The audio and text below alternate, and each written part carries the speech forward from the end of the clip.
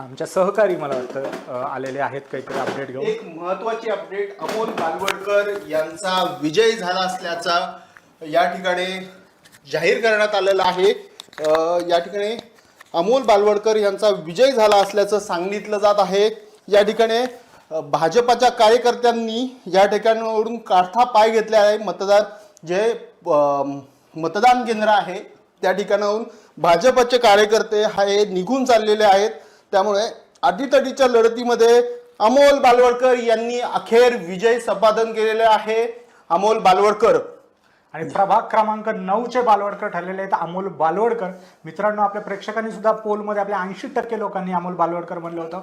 कमेंटमध्ये अमोल दादा असे लोक म्हणत होते आणि खरंच ही जी लोकप्रियता होती अमोल बालवडकरांची, यांनी हा विजय खेचून आणला आहे। बघा भाजपचं किती मोठं पाठबळ इथं लागले असेल की अवघ्या काही मताने, आणि तेही शेवटच्या फेरीत अमोल बालवडकर यांचा विजय झालेला आहे।